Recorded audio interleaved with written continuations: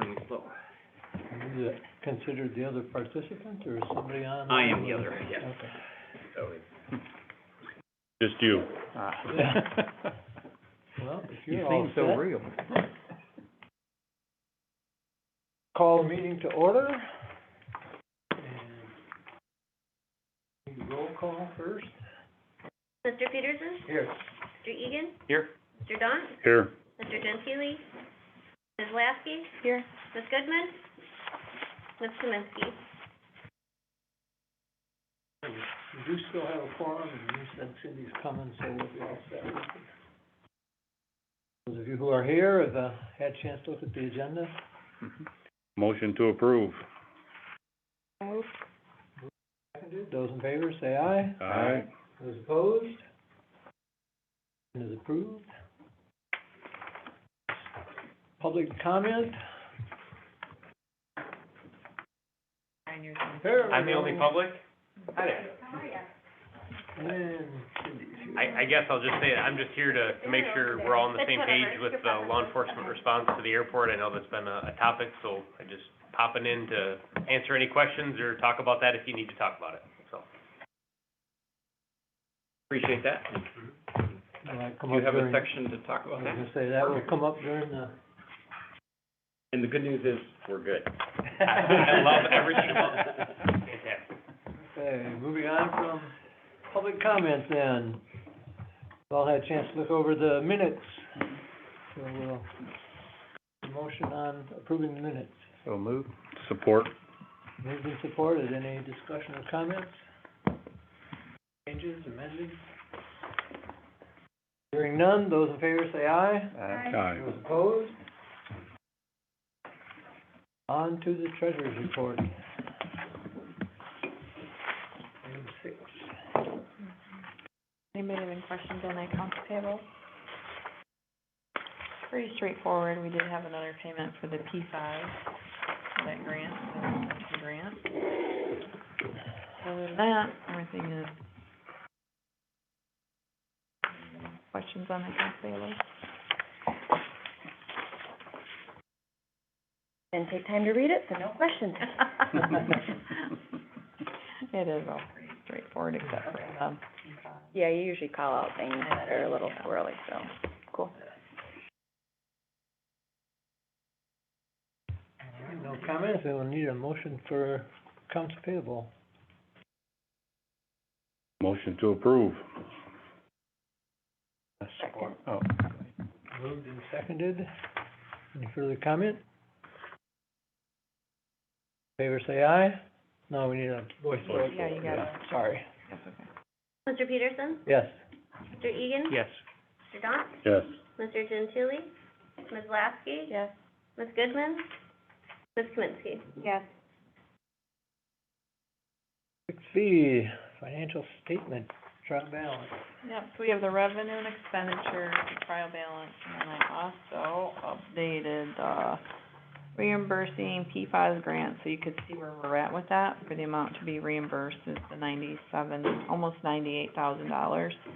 So when you look at your revenue and expenditure report, and you look at your year-to-date balance, at that bottom, and you see that $119,000 negative, $98,000 of that is from the PFAS grant, so.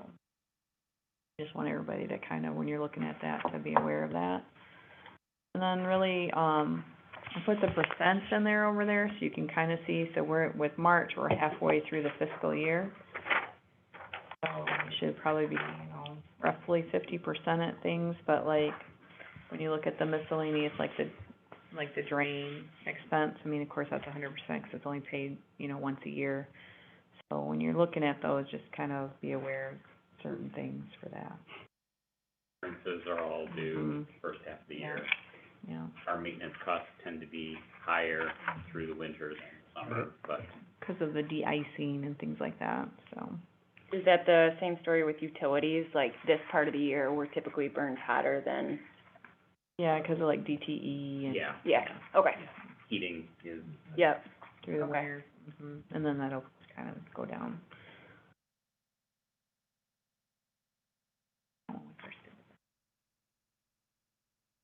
Anybody have any questions on any of that? And then like on the trial balance, when you're looking at that too, which is B two, you know, that negative cash of $122,000, that's 98,000 of that is from that PFAS grant.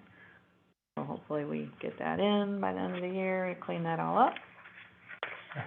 How about our revenues? So if we're, I get, the expenditures, I get that. A lot of these, we would hope to be at 50% or above, no? Yes, but the one Or thing no. with revenues is, It's just a lot of, well, the revenues are usually running a month behind, 'cause this is the snapshot in Yeah, time. So like, I usually get like reimbursements for March and April, and the county only does the accruals at the end of the year. So the revenues are, really, when you look at it, they're 5 months, they're basically 5 months. Okay, So, except for, who do we go with for the 21,000 a month? Cape Air? Yeah, Cape Air always pays ahead. okay, So, other than that, which is the landing fees and general aviation, everything else is 5 months. 'Cause, you know, I send the rents out, and they usually pay them the next month. So like, I just billed April's, but I probably won't get most of that next month. And then other things like GA landing fees, fuel, those are all based on activity, Right, and the summer is the dominant Okay. season for Mhm. where those revenues come in. So- and then like state reimbursements, is that just based on some schedule that's, Yes. okay, Yes. So that, I'm trying to think what we got in there. So you got, obviously got the PFAS one, which was already mentioned. The other is probably the marketing. gonna be the marketing grant. We basically get reimbursement for that once a year toward the end of the fiscal year. Yeah, I mean, here we kinda go hand to mouth, so to speak. Mhm. We don't really have any established fund balance of any substance that Right. really carry us through. yeah, I'm just curious, like how, I just wanna make sure I know how to read it, so if we're, To the board. well, yeah, and if You we're, know, it can be a little bit, this isn't what you would normally expect, because you would expect probably a bigger fund balance. And well, no, I'm more like wondering, like how we're tracking, right? You set a revenue like the- budget like to the assume land- to bring that in for a year, and if we're at 10% of that, does that mean that we're behind? So we should start to expect at the end of the year, we're not gonna earn as many revenues in that bucket? Or does that mean that I just don't understand that 90% of it comes in the summertime? Right, so the two, revenue line items that are truly, like, month to month are the landing fees and then also the transfer in from the general fund. All the rest of the revenues are usually a month behind.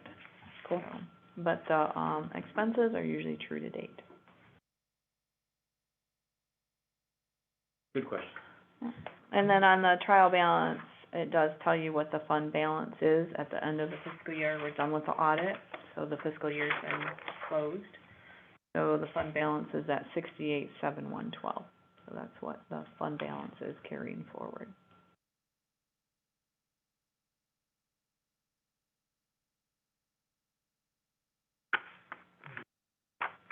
Any other questions? Susan, do you wanna give board an update on the audit? Not really. I just realized I forgot to mention it in my report, so. Just being honest there, just being honest. No, everything went fine. I guess it's up to the board if you would like. Last year we had someone come and present, I think they did it by Zoom. So, if you just wanna let me know, I can talk to Lauren, who was our auditor with Gaybridge, and see, I know I just set it up for them to come to the county, in June, for the June board meeting. So they're gonna either come in person or Zoom to do the presentation. So it's up to you guys if you'd like them to come and present to the board for the audit and go over it. With having two new board members, I might suggest that they come in and That way, I can get you a copy of the audit report, so that Oh, way that'd if be you wanna go through it. Yeah, why don't you just do that? And then if you have questions, Yeah. so maybe Just like email June it. or July, Yeah. I can touch base with them, but there really wasn't any issues or problems, that they found, so everything was good.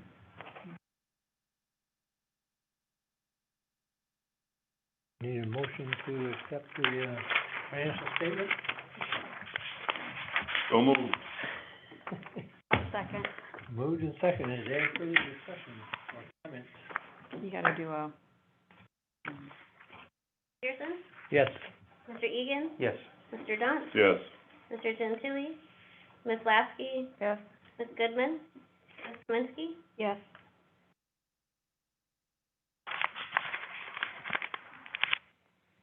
Motion carries.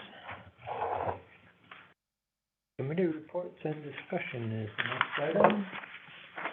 A, the executive committee has not met. Budget committee, discuss that when we to it. I think it's useful to discuss it now and, Okay. and postpone the vote until, The budget committee did, meet last Friday, I think.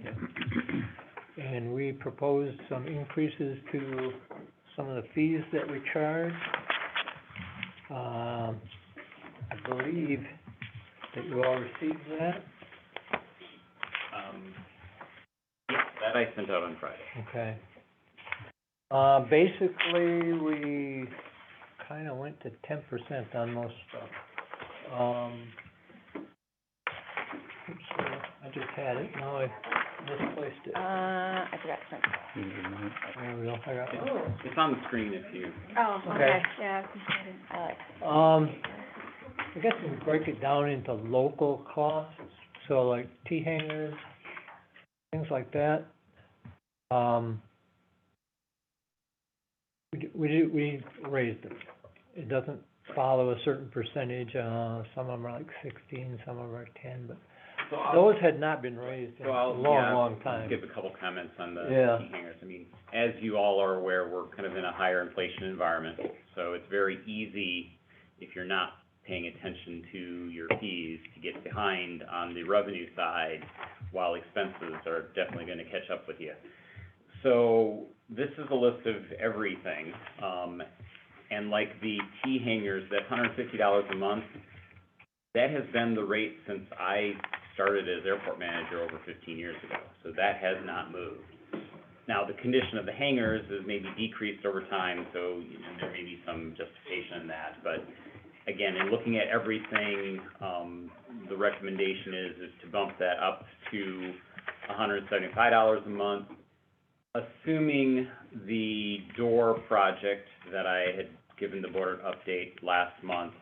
So for hangars that get new doors, that will be kind of the trigger, so there's like a, kind of a, here's a higher expense, but here's a slightly better, hangar for, the improvements that are being done. Otherwise, I'd leave them at $150 while we work through that project. For the new T hangars, a higher increase, but we just, and I mentioned this later in my report, we just finished the meter project that the board approved about a year ago, and it took forever to get it completed. That just finished, so we're actually lowering costs to the tenants by basically a meter charge on each hangar. So we're actually kind of lowering costs by about $30 a month. So increasing by 50 is really not as big of a leap as it otherwise would seem. And then it's about a 10% increase on the daily hangar rental, for transient people who just want a place for their aircraft for a day. The proposal is for Cape Air's hangar, the large one that we acquired from Ted Aaron's, from basically 10% from $1,000 a month to $1,100 a month. Leaving the percentage base, fees at the same percent, because theoretically, those amounts are increasing, so 10% of a larger amount is therefore a larger amount. Then going into the landing fees, again, roughly a 10% increase in the, two categories of landing fees, our jet landing fees as well as our piston engine landing fees. Proposing a slight increase on the gas flow fee, a cent a gallon from 16 cents to 17 cents. And then for the remainder, which is where the bulk of our revenue from the airline comes, actually doing it by year, to really kind of look at, trying to track it more to the rate of inflation explicitly, because this is where the majority of our revenue comes from in these areas. So on the office space, well, in general, the percentages work out to 5.9% for fiscal year '23, that was the Social Security cost of living adjustment that took effect January 1st of this year. So it's a gauge of current inflation or inflation over the past year. And then for fiscal year '24, a 6% increase. Currently, inflation's running ahead of that, but, you know, this is also a year plus out, so hopefully that one may moderate somewhat. Don't want to necessarily shock potential bidders, although, as is mentioned in the past, the reality is this is part of their cost structure.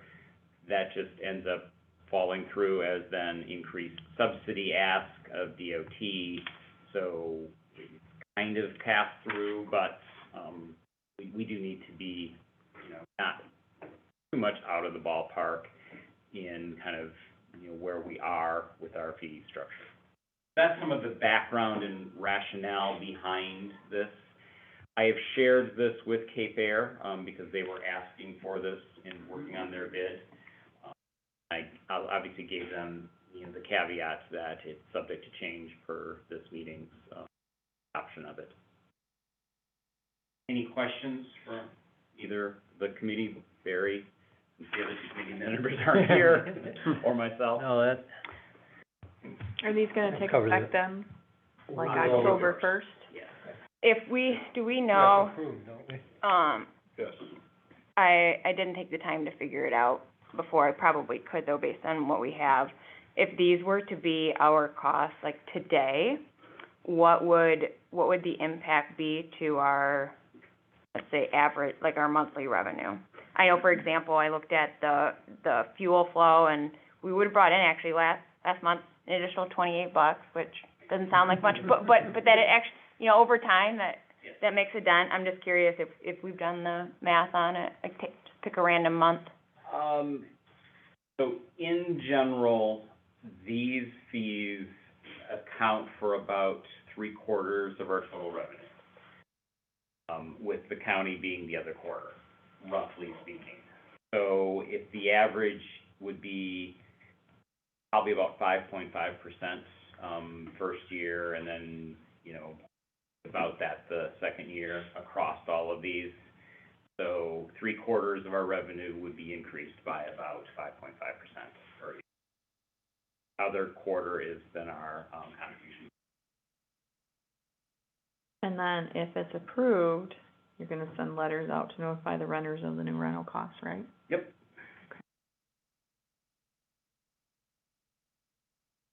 A $1 in 2007 is a $1.39 today.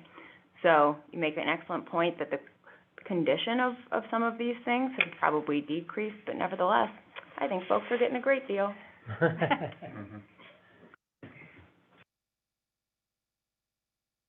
The comments? You were about to say something? Then I'd like to have a motion from someone to adopt these revised fees for the coming year. So moved. Second?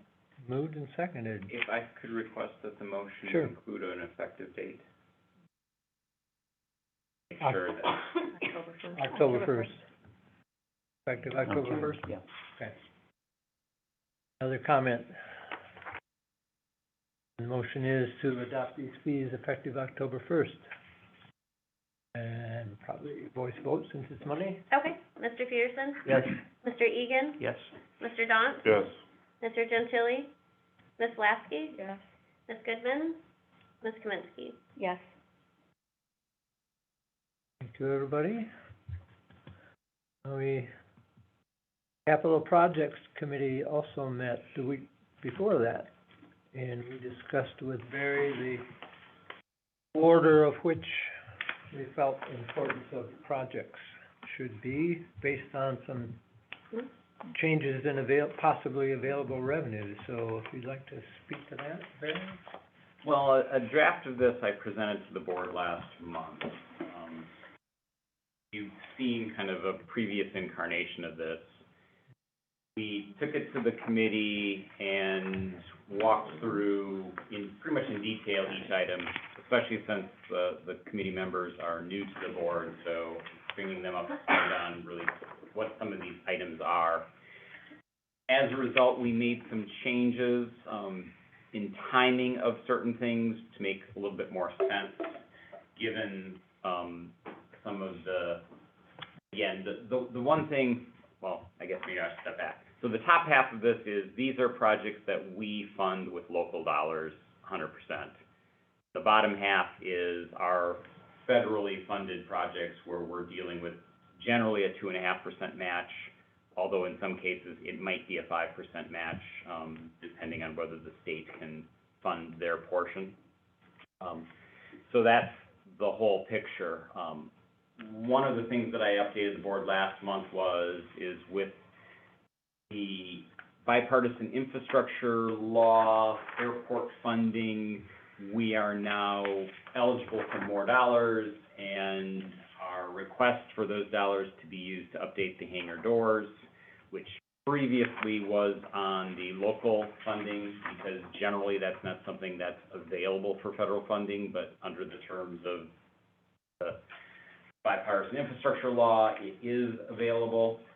So that moved some things, and then it didn't make sense to do certain work on the hangars until the door work was done, so that kind of pushed some things out. So that's really where this is. The other thing is that there's a funding source column. Yeah.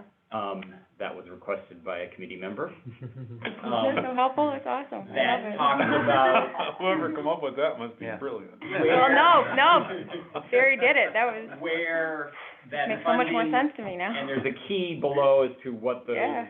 abbreviations are, but there's our entitlement funding, which is $150,000 a year. There's the bipartisan infrastructure law, which is, $159,000 a year for the next 5 years. There's discretionary FAA funds, which are kind of what fill the gap on larger projects, and those can either come from the state or the feds, depending on the makeup of those. And then there is the subsection of the bipartisan infrastructure law that is dollars allocated to terminals, and we have a request in that category as well. So that's, really where all of those things come together.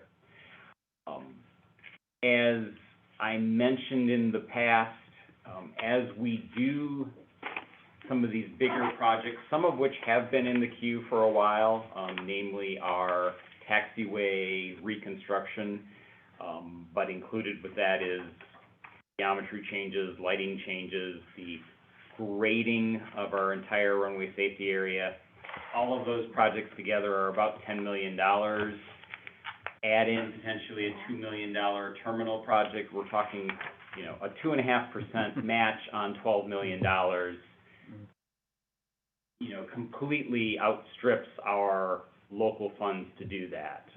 And therefore, as I mentioned last month, my recommendation is that we request of the county that they set aside some of their ARPA dollars to basically be, to fund our match on all of these grants that are coming in the next few years. And so any questions on this? I guess the one thing is that it leaves basically one project to be locally funded this fiscal year, which is painting of the roof of the T-hangers. That's roughly in line with the budgeted amount we have budgeted for local projects, although we may have eaten some of it up on other things. So I guess I'll stop talking and return it to the committee members and the board to discuss.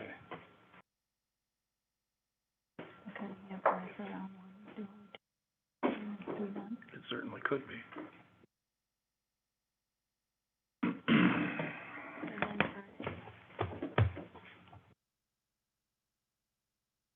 Comments?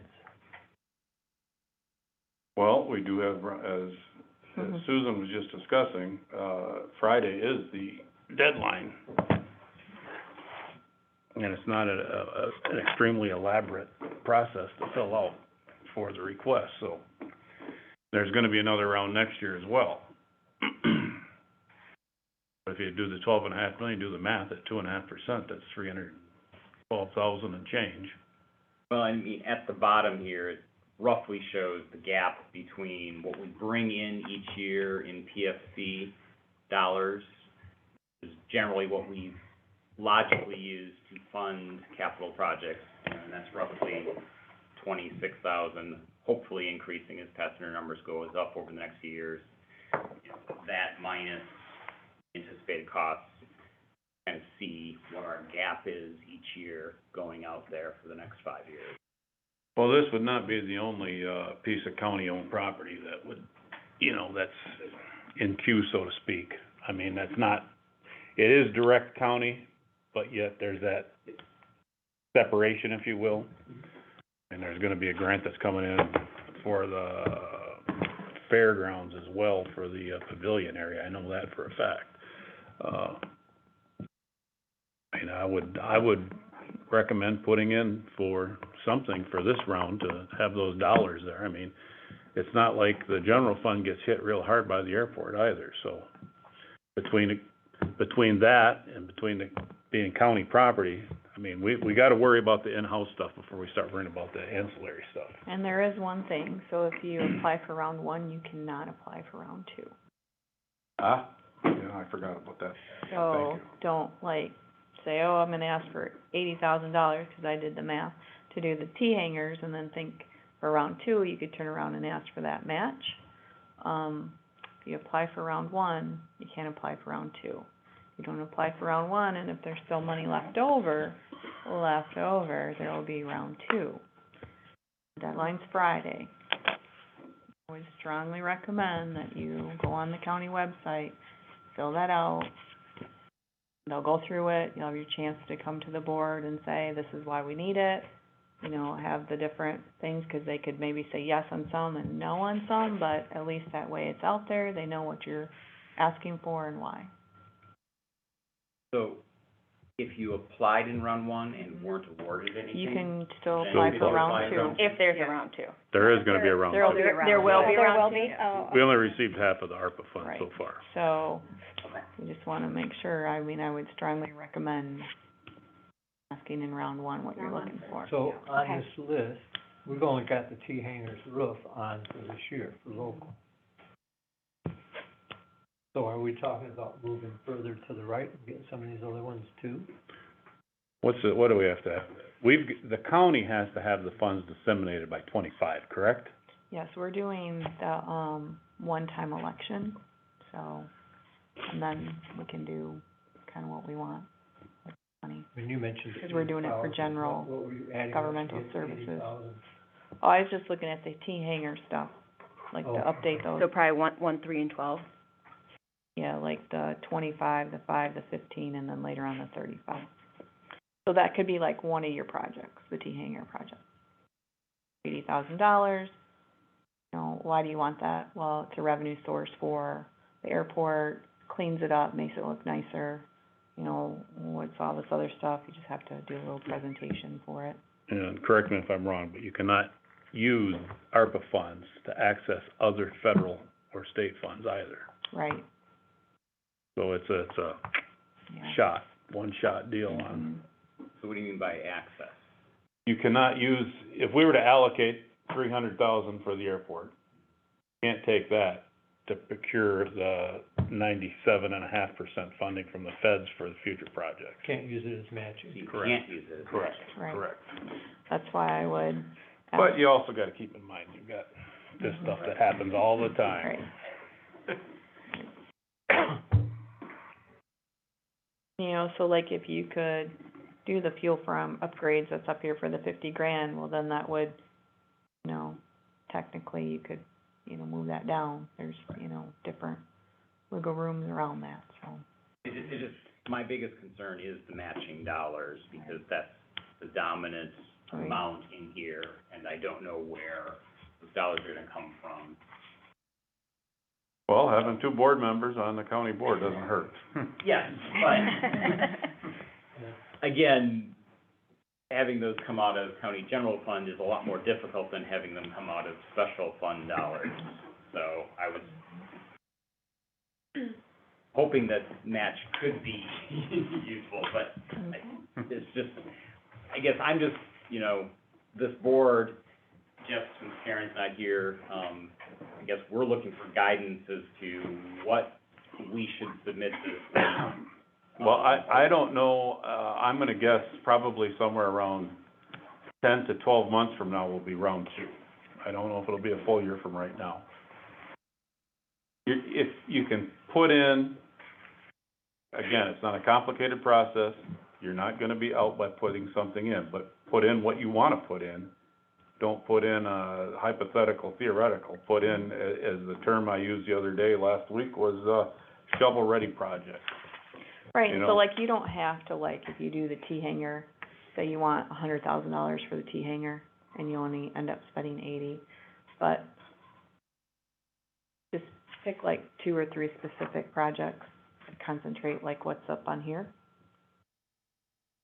You know what I mean? 'Cause then you'll have that money for later on down here. So, you know, you could say, we're gonna update the terminal, but you don't have to specifically get into like all the little Yeah. line items, you know, say it's gonna be about, you know, 100,000 or 120 to upgrade the terminal. 'Cause, you know, So- you're always gonna have Yep. additional costs or Yep. things happen or whatever. And So, you know, I you could maybe put these in 3 different I categories. didn't go over this in as much detail as I would have, but I think maybe I need to, just for the whole Right. board's understanding. So like your project 1 could be to upgrade. Right. But that.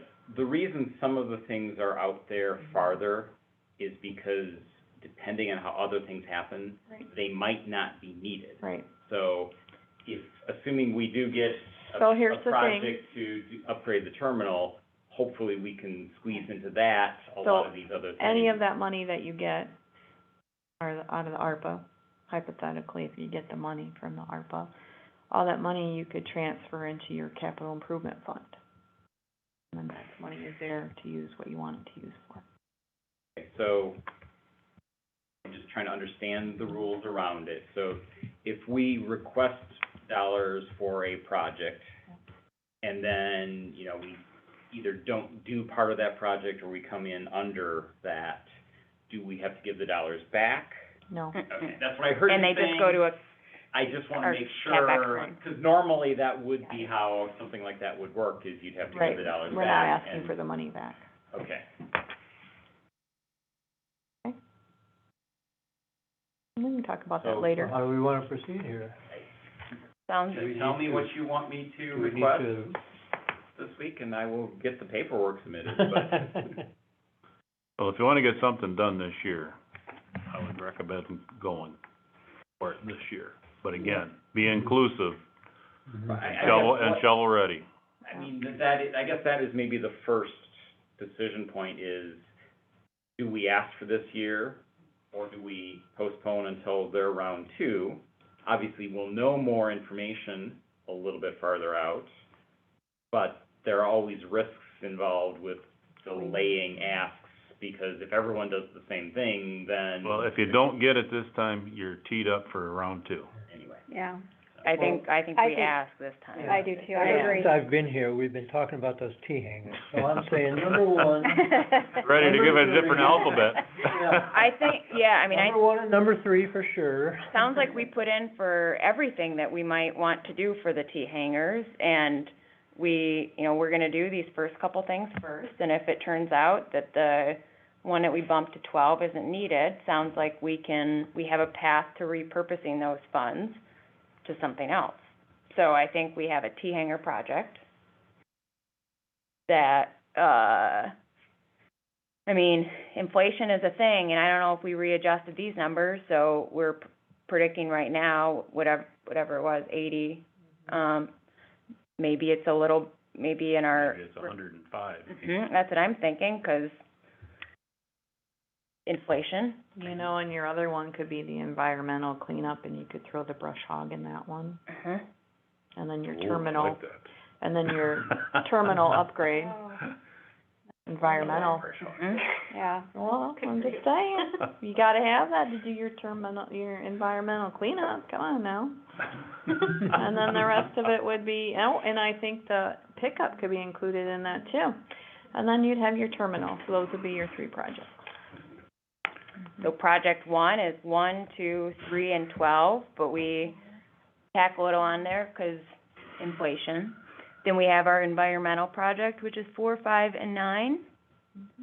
And then we've got our Your terminal project, which I would include the fuel farm in that. which the is terminal. 6, 7, 8, 10, and 11. And so those would be your projects that you could present to the board.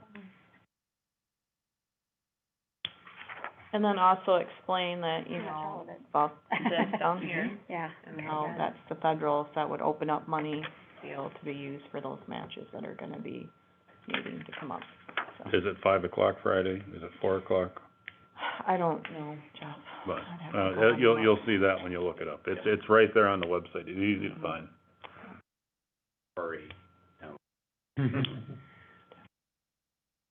If I. Motion, I think that's in order, yeah. Opinion. Okay, did everybody follow how those were grouped? We had 1, 2, 3, and 15, no, not 15. 12. 12.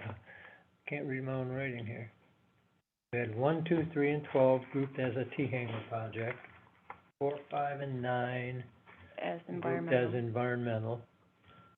6, 7, 8, 10, and 11 grouped as terminal. So we would like to see a motion that would submit those 3 projects for the ARPA funding through the county. Yep. Is that correct? Absolutely, yeah. Well worded? Worded enough, anyway? Yeah, that's good, so moved. Been moved Second? and seconded. All in favor? Further discussion? And those in favor, say aye. Aye. Those opposed? Well, that was a productive 10 minutes. Motion Yeah. carried. Yeah, very well. All right.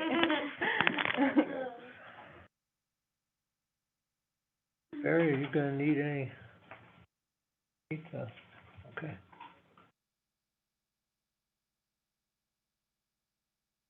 I appreciate all you people who steer me when I don't know what's going on. I really do, so thank you. Anything else on capital projects? Nope. Okay. Then moving on to the Bylaws Committee, which still needs to be formed. It wasn't as pressing as budget and capital, so I haven't done that yet. Is there anyone who would be interested in that? I know, Jeff, you're the one that brought up the issue, so. Well, the one issue was just, you cannot any longer, after the changes, we cannot vote remotely, period. You can't call in, you can't Zoom in, goes against current status. It was okay prior to, the COVID, and then we went into a whole nother area where we could play ball that way, and then as of January 1 of this year, They changed it up significantly to where we can't do any of the above. Okay. Why? State legislature. They like to rewind the clock and go back to the Stone Age, okay.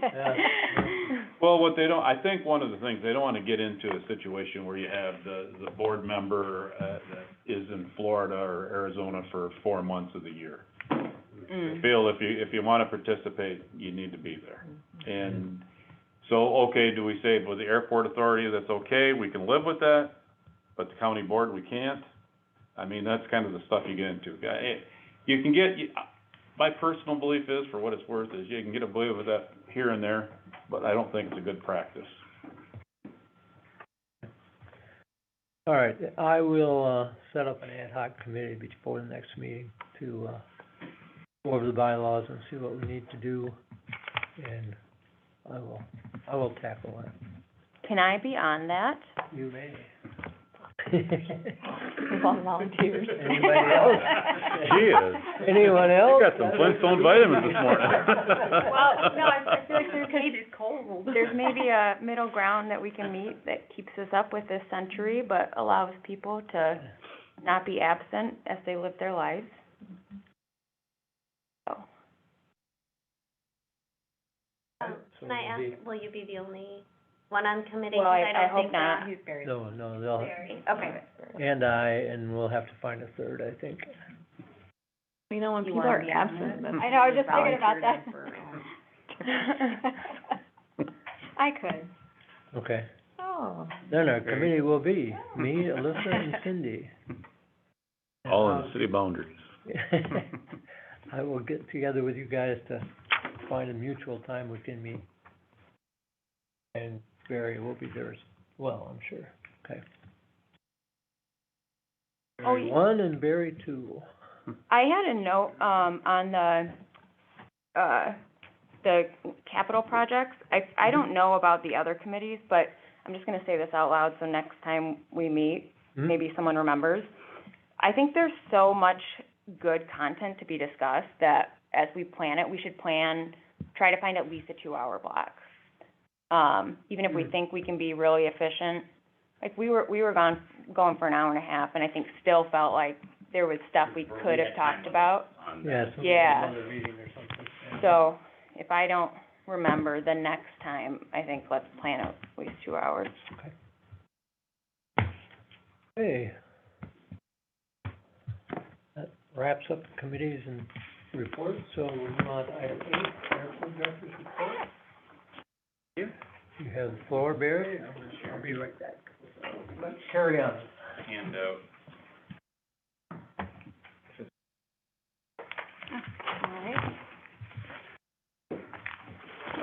No accidents or incidents to report this last month. So I mentioned last month that, Victorian Carport will be taking over the car rental concession. Their start date is May 1st. Everything is in place. Right now, you call into the airport, the phone tree is updated, if you're making reservations after, direct them over to their phone number, otherwise we answer here, so. We still haven't locally here received training and or the credit card machine to process, the payments as people return cars, but, that will happen over the weeks before that May 1st start date. So, things seem to be going well in that transition. How many cars are they gonna start with? It's basically as many as they can get. I mean, there was a conversation earlier about used car prices, so, Greg is actually generally buying new cars because it's a better deal right now if he can get them. I know he had a UP dealers up there trying to find new cars for this, venture. So he's been putting a lot of time and effort into it. Partly because he can't acquire new cars, the rest of his business is kind of hampered right now until that market stabilizes. So he's actually looking at this as kind of a change in business model that tides him over until, things normalize in the auto industry. There was a number, though. How many was he planning on 10. having? 10 minimum. He really hopes to have up to 15 for the summer. Nice. And then, one of the other things we talked about is when with whatever the arrangement with Maori's, it was, we were able to make sure that there were gonna be enough cars for people who were flying in. Like, it was easier to balance that, or however you explained it, it was good. Yes. Has that kind of been, have we figured that out? I mean, until we Yeah, get to summer and we have that demand, it'll be a work in process. But like, how we philosophically, make sure he's that on board with the it? last minute requests for, you know, a jet coming in, making sure that there's a car available, even though generally we'll be sold out of cars weeks in advance. So figuring that out, he's aware of it, and, you know, I trust that we'll have a way of dealing with it. So like, philosophically, even though it means there will be money on the left on the table for him, he's on board with like the idea of working with us on that? Well, I mean, I would not be surprised if he would charge a premium Sure. for that. Yeah. Because there's a little bit of risk Yeah. that it goes then unrented if you're reserving it to the end. Mhm. So I don't think money's necessarily being left on the table, it's just finding the right balance and making sure that at the end of the day, as much demand is being met as possible across the different segments that want rental cars. Another question, I was just thinking, you made a comment, right now about them calling in and then it switches over. Yes. So are they not gonna be calling here to reserve, they're gonna end up calling? Correct. If they call The here, Victorian if they Carport call directly. here and follow our phone tree, it will forward over to Victorian Center. Okay, So yes, so, we are no so nobody longer- here will be handling, We will not be handling reservations locally for rental cars anymore. okay, but we'll be doing payment. Yes, so when they return the car, So there's gonna have to be quite a line of communication so that you guys Yep. know who's coming in and what they need and how long. Yep. Yeah, so okay.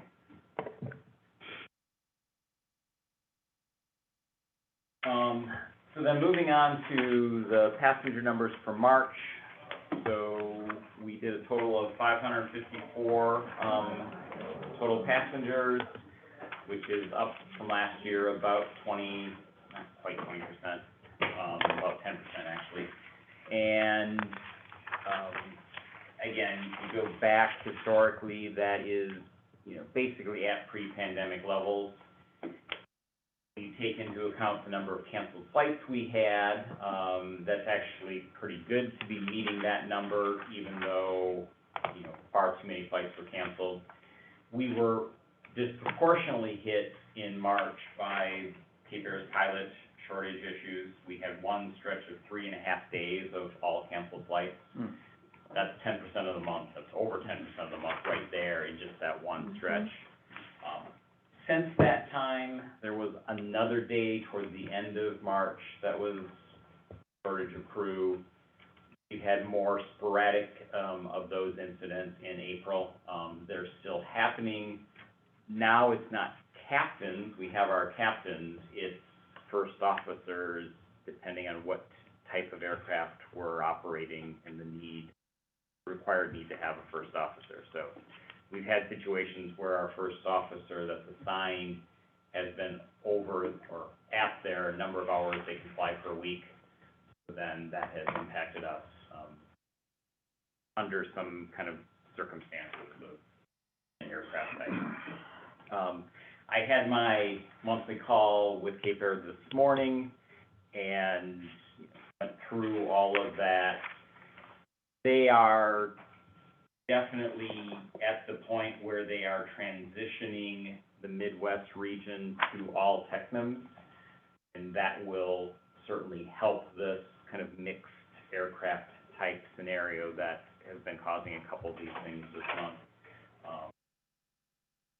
It was a little bit unclear in that call why we currently have 2 402s instead of any TECNAMs.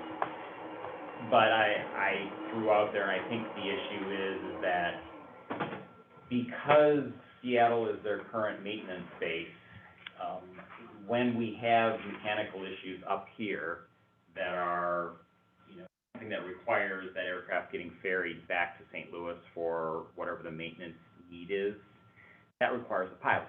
And when they're already stretched thin on pilots, they they're not able to fulfill that kind of maintenance type flying as much as they have in the past, which has been causing a little bit of a cascading impact for us right now. That is supposed to be clearing up. One of the things they're planning on changing is allowing pilots who are not qualified to fly passengers as captains, but they're just basically their first officers, they can do that flight from a maintenance perspective as long as they're not carrying passengers.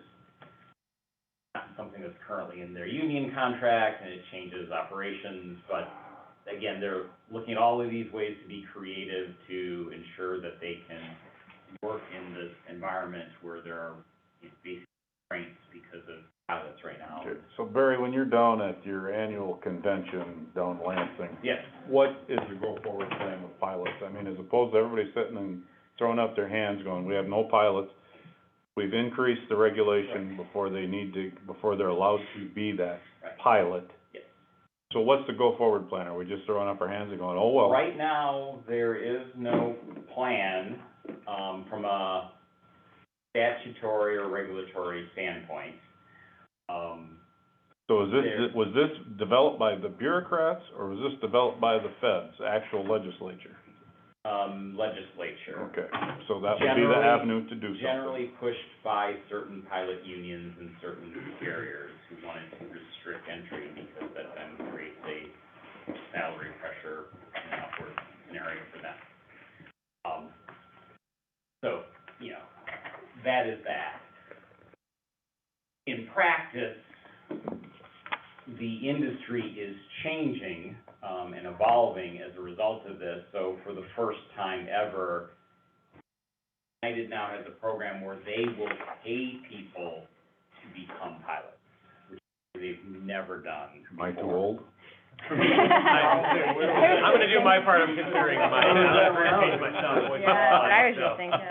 So, because that is the hurdle, is historically, much like college debt type scenarios, is a pilot would have to incur $200,000 in debt to then work 5 years at basically a minimum wage job to then get the opportunity to make lots of money. Which there's a lot of disincentives there to actually becoming a pilot, especially in an environment where you can do a lot of other things in the labor market and not have to deal with that. So everyone's realizing that that's just fundamentally broken, and there are changes, but, changes to how things happen take time because there's always a reluctance to change. So there's industry practices that are contributing, there are regulatory issues. Fortunately, Cape Air is in a situation, because they're flying 9-seaters, is that their first officers actually can be lower time pilots, which is not the case for anyone flying, even at a traditional regional airline. At a traditional regional airline, and this is kind of the regulatory change that created some of this problem, is even the first officer has to be essentially the qualifications of a pilot in command, even though that's not his action in the cockpit. Cape Air, they don't have to do that. So Cape Air is actually a kind of training ground for pilots. Cape Air's issue is, as soon as that pilot moves from first officer over to pilot in command, builds up bare minimum hours to be hired up, boom, they're gone out of Cape Air. So there's this funnel that's sucking, pilots in the training pipeline up very quickly, and it's difficult for Cape Air to keep enough coming in and going through that, because they weren't designed to be a pilot training school, but that's kind of essentially what they're evolving into. So you had mentioned that it was kind of and going back just a little bit, how it was a disincentive for pilots, having minimum wage kind of job for 5 years and all this. So was this an issue before COVID? Because it didn't seem like this was such an issue before COVID. And why is it, what, it was still coming down the pipe? It was an issue, it's been something that's been talked about in the industry for at least a decade as something that's coming. Everyone saw it coming. COVID created an environment where we didn't need pilots for 18 months. And essentially, many of them decided to go pursue other careers. And then, now suddenly you need everybody back, plus attrition, plus this, and it's basically caused what was a coming issue to be here today now. So it kind of sped up, the process. So, would you say, I mean, obviously, we're not the only Nope. city that's having this issue with pilots. So it's kind of across the board. So my question though is Cape Air isn't as big as Delta, American, and some of those. So, and they're kind of, like you said, they're just kind of flowing through, they get their minimum and they keep moving on. If this keeps happening, can Cape Air sustain being a viable airline? I mean, well, eventually they say, we can't do this, we gotta cut all these cities out, we gotta. Well, And the only reason why I say that is because, you know, I know a lot of people whose flight has been canceled.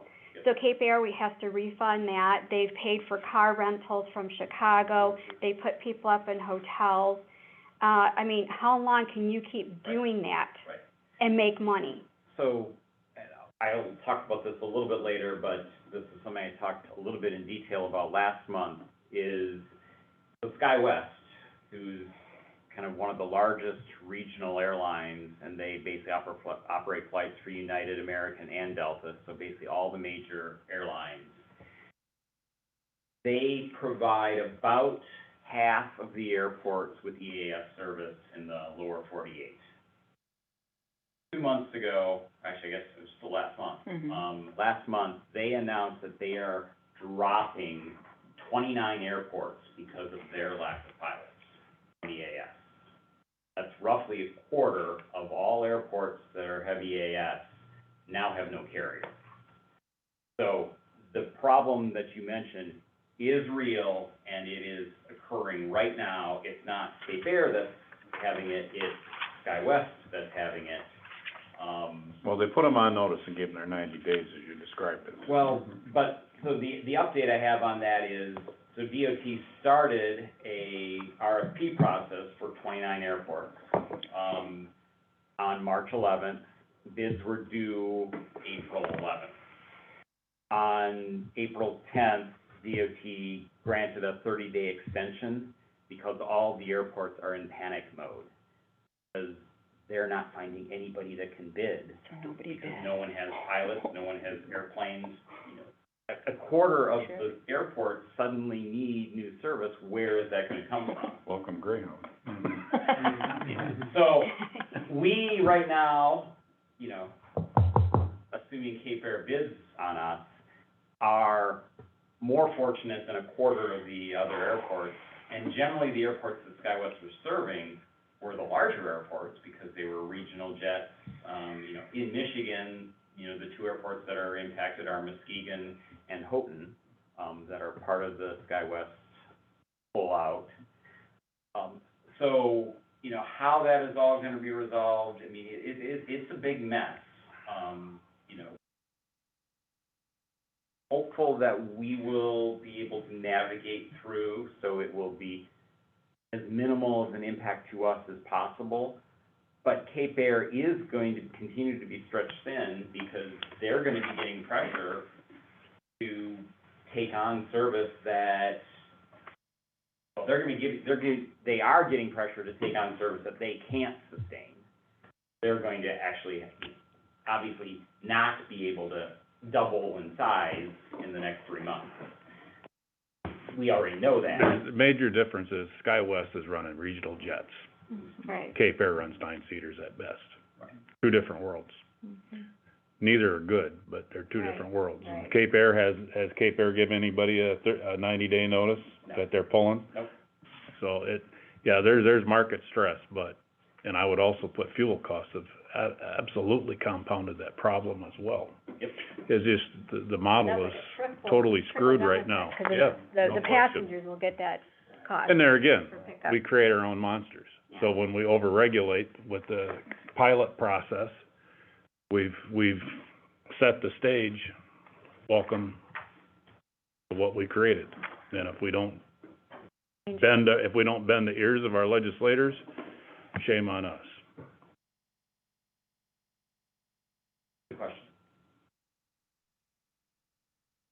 So we were talking about the number of passengers, performance. Cape Air is about where they've been, a little bit worse, on the cancellation. But again, given that 3.5 days flat out were canceled, the rest of the month was actually seeing a little bit of improvement of where they've been the last couple of months. Moving on to airfares then, this actually is a good segue into some of the comments that Jeff just made about fuel prices. So I'll just show this number. So the average fare out of Traverse City for a flight next month, kind of mid-month, rose from the previous month, $180 to $584. And the reason for that is fuel costs. Fares are going up because airlines are needing to recoup the increase in fuel costs. The smallest increase across these 4 airports that I track is in Manistee, because with the subsidy, Cape Air has not adjusted prices. They're essentially eating that cost for the moment. Whether that can be sustained or not, I don't know. So I mean, overall, it puts us at a very competitive situation. We're roughly 5% more expensive than Grand Rapids across these 20 markets, but significantly less than Traverse City right now. These change month to month as different factors come into fluctuation, but what I'm seeing is, I jumped ahead to comments that I have later. Last week, we had bookings for 422 seats. That is the 4th best week in the last 12 years. It's in mid-April. Generally, all of our top weeks are June or July. We are seeing bookings that are well ahead of where we were a year ago, well ahead of where we generally are historically. We're seeing summer level bookings in mid-April right now. I think some is, of COVID demand, people are starting to book sooner, as Andrew Gentili last month mentioned, he's booked every flight he can because he knows prices are gonna go up, so he'd rather, book soon and, lock in current prices. The general public, I don't think is that smart, but all of those factors are coming into play, and, we're seeing very strong demand in spite of, some of the operational issues and then the negative feedback that occurs with that. Although I do have to say, given the level of canceled flights, historically under our previous carrier, if we had had that many canceled flights, everything on Facebook would be blowing up with, terrible comments. Cape Air does a good job of accommodating people in these negative situations. It's still a hassle, it's still a hurdle, but they do a good job, better than public charters ever could have, because they didn't have the resources to do it. And, a lot of this is not specific to Cape Air. I mean, been following the news, what happened is the meltdowns in Florida with, combinations of computer system issues and weather fronts moving through. I mean, I know personally a few families that had issues getting back from spring break. So it happens, and everybody in the industry is struggling. Unfortunately for Cape Air, there are things that shouldn't be going wrong that are driving some of their cancellations that they've got to get addressed. I believe they are, but I've also been saying that for a few months now and haven't yet seen the concrete results of that effort. Any questions on the airfare numbers?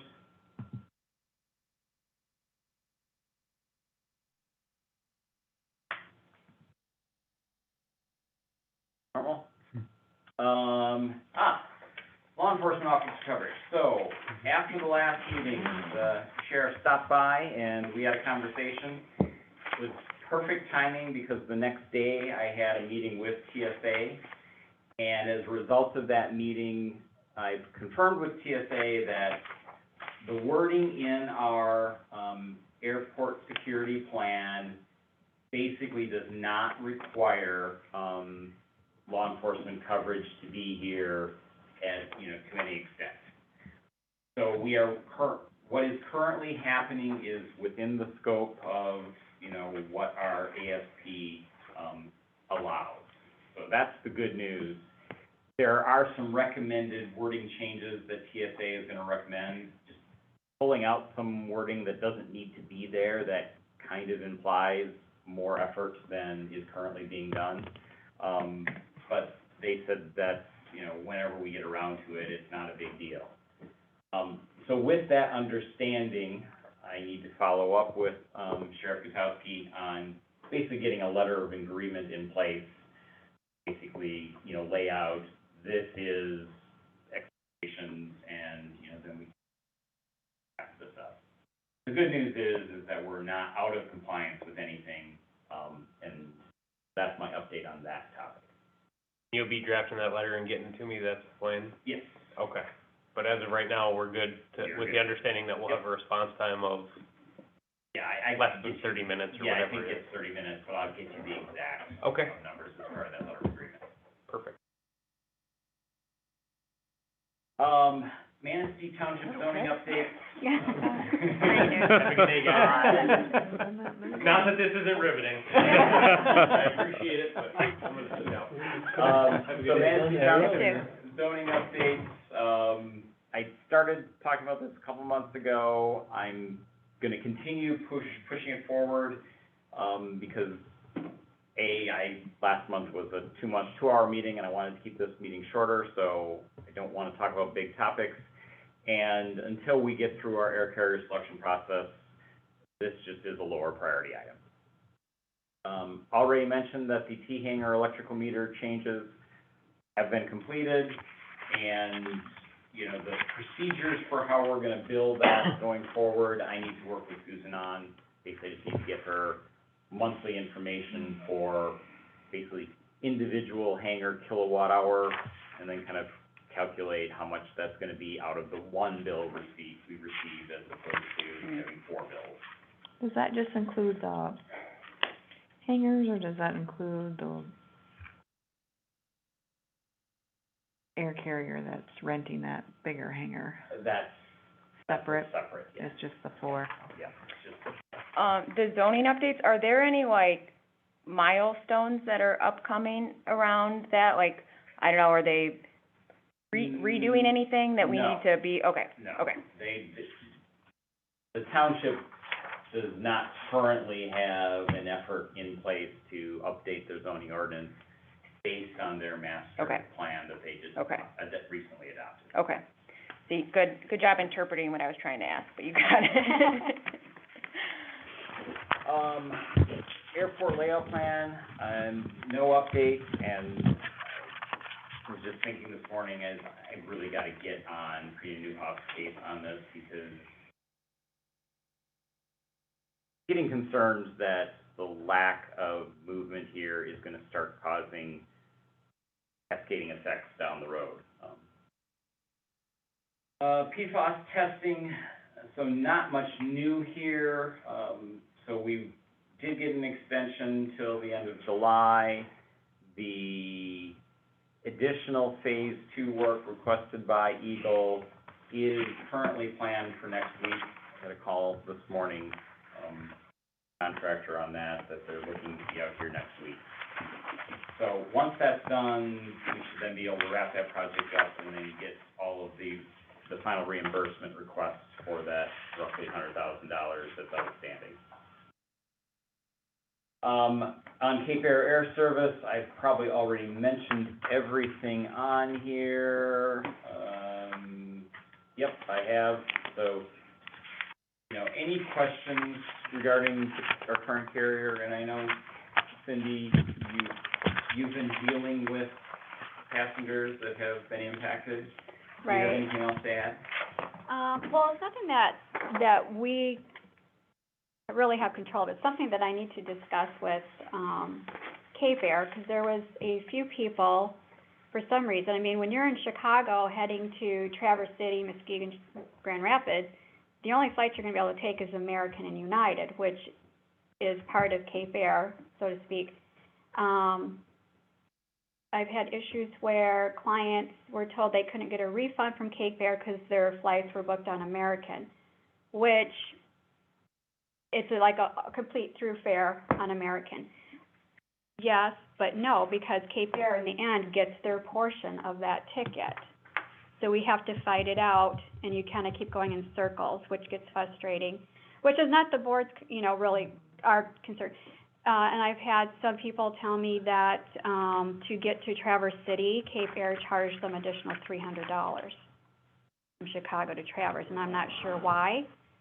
So, I mean, again, that has nothing that we can do. It's something that I have to deal with them. But, I mean, there's just certain things that are happening, and I just, I'm afraid that these people are gonna say, don't ever fly Cape Air, because this is what they're gonna charge you $300 just to get home, or they're gonna tell you can't get a refund unless you go through this airline, and you can't get through their airline because they say they've got the money, Cape Air has my money, and so it's kind of a vicious circle, which has happened in the past, not just with Cape Air, with other airlines when they have, Do you have contacts within Cape Air that you feel that can address your issues? Or do you want me to hook you up? I mean, is there something I can do to help? no, not at this time. I mean, if there's something, I'll let you know. Okay, feel free. But, yeah. If you're not getting responses, pull me in and I will shake the tree to get responses. It's just a little frustrating to keep going in a circle when I've been in this business long enough to know that, Cape Air, understand it's American, but you now have your portion of that money for that ticket, so it just is kind of a vicious thing. Yeah. Okay.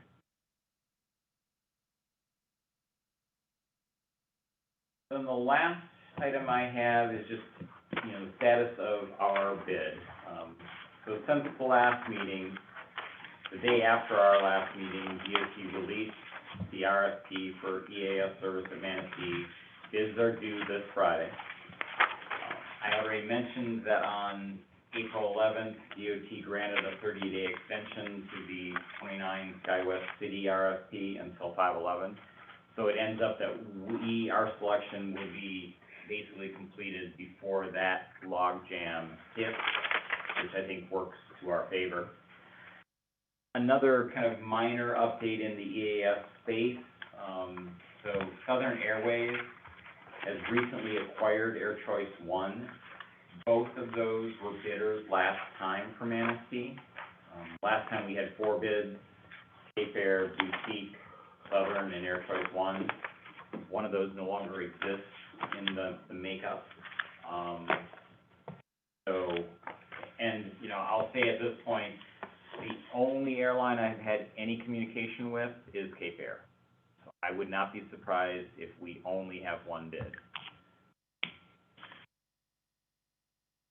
And, so we're just waiting for bids to come in to DOT. As soon as that information gets released to me, I will send it on to the board. Depending on if we have multiple bids, et cetera, either plan for just a long meeting next month for us to discuss that, because the next step is a authority/community letter of recommendation for DOT as to what we would desire, based on the bids. If we have multiple bids, traditionally we've scheduled a special meeting just focused on reviewing the multiple bids. But until we, get those in, I, can't do that, but expect a little bit of extra time in the next month for this process. That's the end of my report. Any questions?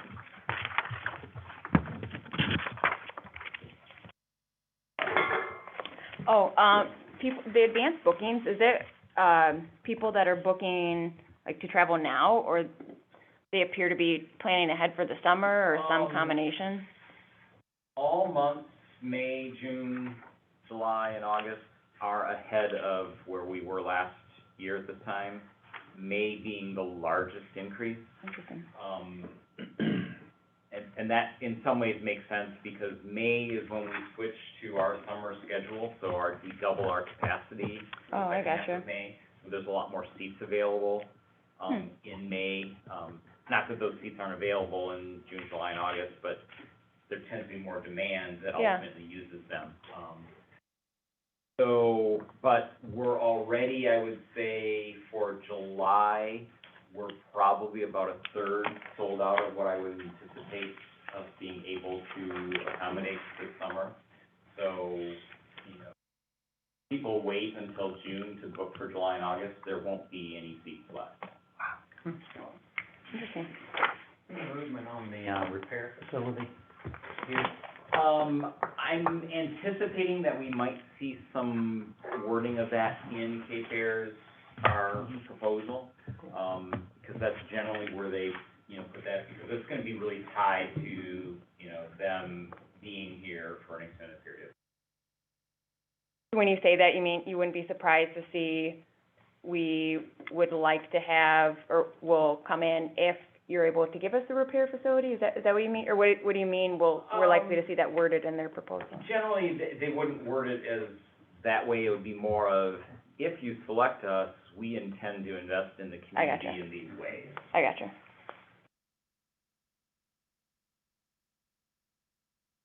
One other thing I will mention is part of my conversation with Cape Air this morning in my call is the wording in DOT's RFP was a little bit open as it relates to the level of service we can have, basically the number of flights.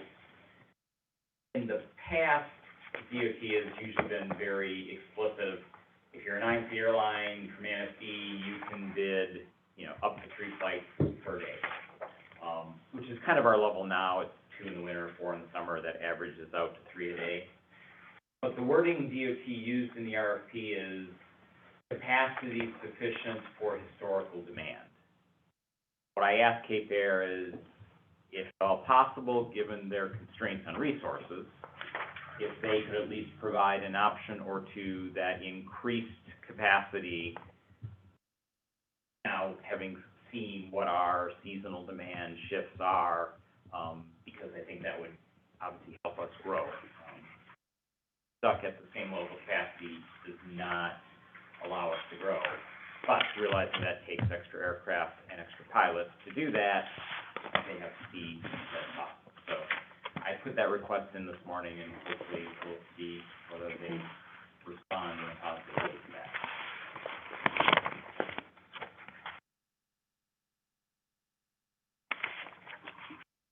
I missed something on construction, I think. That was basically the ALP update, Okay. which there was. Okay. And you all set? Yes. Okay, then moving on to item 9, which is old or unfinished business. A says discussion regarding the adoption of airport fee schedule. We already did that. So I went out of order there, but we're fine. Is there any new business for item 10? Hearing none, we'll move to item 11. Comments from any of the members they would like to share? Yeah. Thank you all for coming, and Melissa, thank you for your questions. Every time you ask one, I learn something. So, and I've been here a lot longer than you. I did get a text from Andrew, but I went into airline mode and do not disturb mode, and in the process of that, I didn't get it. I turned back on to text Berkeley to see when the next township board meeting is, which was supposed to be last week. They just canceled it, and it's this week now, so. At any rate, Andrew tried to call in and he couldn't. He wasn't allowed access. And I just texted him and said, you know, under current law, you cannot participate, you can watch, but you cannot participate. So, just so you're aware. So, sound like we're good, and there being no further business, we are adjourned.